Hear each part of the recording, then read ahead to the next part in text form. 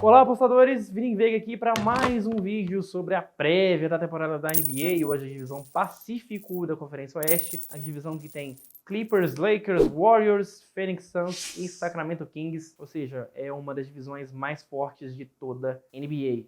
Né? A divisão que, para mim, sai o campeão do Oeste ali, ou é Lakers ou é Clippers, eu vejo como os dois times, ou é Warriors, perdão, ou seja, a gente tem três candidatos, Lakers, Clippers e Warriors como grandes candidatos ao título do Oeste. Começando pelo Golden State Warriors, Stephen Curry ainda segue por lá, Klay Thompson machucado, D'Angelo Russell veio, trouxeram o Willie Cauley-Stein, Kevin Durant veio para Brooklyn. Então o Warriors é um time interessante de você analisar, de você estudar. É um time que ainda é muito bom. Né? Quando a gente olha no papel, você tem o Stephen Curry no auge, você tem o D'Angelo Russell como um cara de muito potencial que deve se encaixar perfeitamente no esquema do Steve Kerr. Você tem o Klay Thompson, um cara que também está no auge da carreira, apesar de estar se recuperando de lesão. Draymond Green, outro cara que segue num nível alto. O Cauley-Stein é um bom pivô, que não vai fazer muita diferença, mas é um jogador que também não vai prejudicar. Mas só que a grande diferença é que você tira o Kevin Durant e coloca o Alfonso McKinnie. Então, o McKinnie é um jogador decente? É um jogador decente, vai matar suas bolas de três, é atlético, marca direitinho, blá blá blá. Mas é um cara que não chega nem aos pés do talento do Kevin Durant. Então, o Golden State perde bastante nisso. E vai ser curioso ver como é que a diretoria vai lidar com o retorno do Klay Thompson. Mesmo sendo o Golden State um time que tem muitas trocas, um time que é muito rápido, que é muito explosivo no ataque, é basicamente inconcebível você jogar com Curry, Thompson e D'Angelo Russell no mesmo quinteto titular. Porque são três armadores, basicamente, né? Você perde bastante numa troca de pick and roll, na saída de um screen, num eventual post-game. Imagina você jogando contra um Philadelphia 76ers, em que você vai ter do outro lado um perímetro com Ben Simmons, um cara com 2,8 de altura, Tobias Harris é um cara de 2,6, Josh Richardson é um cara de 2 metros, contra jogadores que não tem nem de perto essa mesma estatura. É verdade que estatura é só um número do basquete? Verdade, né? Quando você tem caras de mais de 1,90, estatura é só um detalhe. O fato é que é um time muito pequeno, é um time que você não tem um ala, né, de origem. Você tem talvez o Thompson, que pode marcar um cara de uma estatura melhor, mas também não é aquele cara tradicional. E ainda perderam o André Iguodala, que foi pro Memphis. Iguodala que era o cara que marcava LeBron, o cara que marcava outras estrelas, né, do frontcourt, o cara que também marcava Antetokounmpo e por aí vai. Então, assim, é um time muito, muito bom ainda, mas tem essas incógnitas de saber como que vai ser o Golden State do próximo semestre, ou seja, de 2020. Por quê? O Thompson volta de lesão em janeiro, e quando ele voltar, você pode trocar o D'Angelo Russell por um ala. Então, tem essa possibilidade do Golden State fazer isso, pegar o ala de um time de rebuild, talvez pegar um Jimmy Butler, pegar algum jogador que se encaixe mais para completar esse time, para ser um cara ali que vai fazer a função de 3 e que vai marcar um cara do tamanho de LeBron James, de Kawhi Leonard, de Paul George, de Antetokounmpo, de Kevin Durant, por aí vai. Então tem essa questão. O Golden State, para mim, é um time que ainda é candidato ao título. É um absurdo você falar que esse time não vai ser candidato ao título, porque vai sim. E eu não ficaria surpreso se o Golden State fosse campeão, porque é um time que tem qualidade para isso. A partir do momento que você tem Curry e Thompson no auge da carreira, isso automaticamente se qualifica a equipe a se candidatar ao título. Então o Golden State deve sim ser um baita time para a nova temporada. E perdeu o Durant? Perdeu. Mas você ainda tem uma base muito sólida, você tem uma defesa muito boa, você tem o melhor arremessador da história da liga. Na verdade, você tem os dois melhores arremessadores da história da liga, que é o Klay Thompson e o Curry, e por aí vai. Né? Então é isso. Basicamente um time que deve ainda ser assustador de bom. Los Angeles Clippers, que no papel é, para mim, o melhor time da liga. Por que eu falo isso? Porque você tem um time com uma base já entrosada. Lembrando que o Clippers surpreendeu positivamente na última pós-temporada. É um time que deu um trabalhão pro Warriors, venceu 2 jogos. E agora você tem um time treinado, muito bem treinado, pelo Doc Rivers, que calou minha boca, né? Eu achava o Doc Rivers um cara mediano, mas esse excelente trabalho dele no Clippers, né, mudou a minha percepção sobre ele. É um cara que evoluiu bastante, tem um conceito de time muito grande, montou uma defesa muito forte com o Patrick Beverley, com o Zubac como centro, como pivô. Então, para essa temporada, você tem um time com Beverley, Kawhi Leonard, Paul George, JaMychal Green, Ivica Zubac. É um time forte, é uma equipe basicamente completa, né? E quando você traz um combo com o George e Kawhi Leonard, você tem basicamente a melhor dupla de alas da liga e uma das melhores duplas de alas de todos os tempos, né? Porque você tem um cara que já foi campeão duas vezes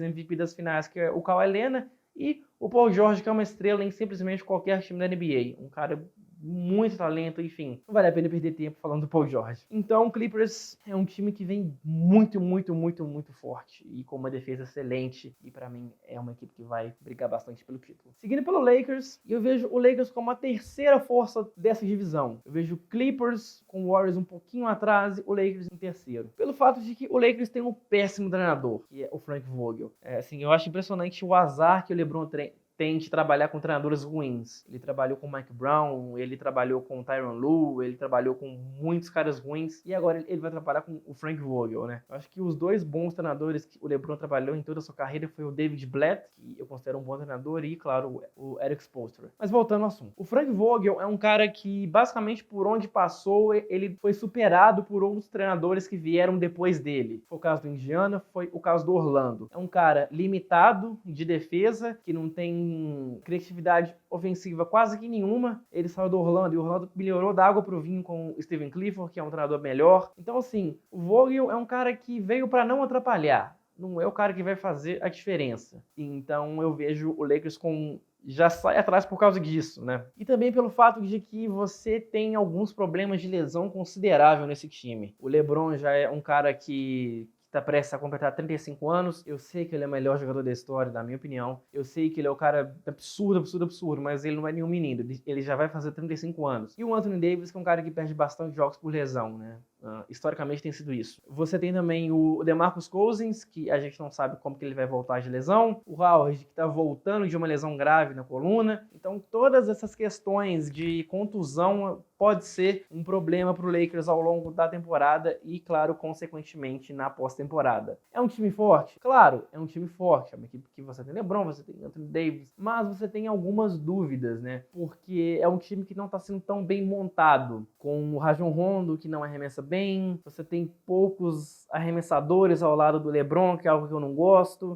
O Danny Green é um operário, então, assim, falta banco de reservas. Eu acho o Lakers um time com potencial, com muito potencial a ser explorado, porém com muitas dúvidas também. Então eu não vejo o Lakers com tanta certeza para cravar, por exemplo, como um time que vai ser campeão do Oeste. Não, não é isso. É uma equipe que está ali no primeiro patamar, mas também precisa de responder algumas questões ao longo do ano para a gente realmente cravar o Lakers como uma força. Então eu vou escolher ser paciente antes de realmente analisar completamente essa equipe e antes de ter um veredito final sobre a turma do LeBron. Seguindo a nossa lista de prévias, Phoenix Suns, um time interessante, né? Mas eu fico pé da vida com o fato de que o Phoenix Suns ele não investe. É uma equipe que basicamente espera os seus jovens jogadores desenvolver e não traz ninguém na free agents. Trouxe agora o Dario Saric, mas o Saric não é um jogador que vai levar esse time a um novo patamar. Trouxe o Ricky Rubio, mas o Rubio não vai também levar esse time a um novo nível. O ideal seria trazer um Chris Paul, seria trazer um armador melhor, um Mike Conley, um cara que fizesse realmente a diferença num time que já tem Booker, que é o cara que faz 25 pontos por jogo, 27 pontos por jogo, DeAndre Ayton, que é uma estrela em ascensão. Então, o Suns, a gente fala isso há 5 anos que é um time pro futuro, e segue sendo uma equipe pro futuro. Tem potencial? Tem potencial. Tem caras ali de qualidade? Tem, mas é um time que também tem muitas falhas e uma equipe que também conta com um treinador novo, ou seja, a gente ainda não sabe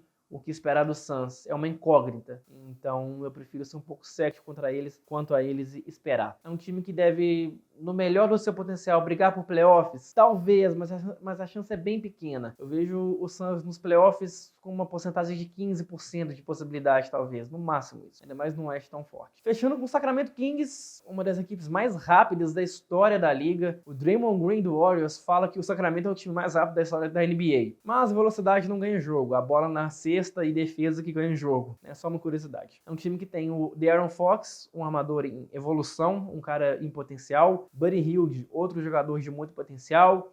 O Harrison Barnes, que é um ala consolidado. Então o Sacramento tem ali peças interessantes, tem jovens jogadores de potencial. Marvin Bagley também, que é um cara de potencial no garrafão. Mas é um time que ainda tá verde. É um time que tá imaturo ainda. Eu vejo o Sacramento chegando ao seu potencial daqui a 2, 3 anos, por exemplo. Quando tiver mais drafts, quando tiver mais caras jovens com potencial, com mais jogadores que fazem realmente a diferença nesse elenco. Então o Sacramento é uma equipe pro futuro e que também não deve brigar por vaga em pós-temporada. Deve ficar em 10º, 11º, assim como foi na última campanha. Beleza? É isso, galera. Terminamos a prévia da divisão noroeste da liga e basicamente é isso. Falei bastante sobre Warriors, Clippers, Lakers, Suns e Kings. Eu sou Vini Veiga, @VeigaVinicius_ no Instagram. E é isso, bora pro próximo vídeo para terminar essa lista de prévias da temporada da NBA. Grande abraço a todos, boas apostas e até mais.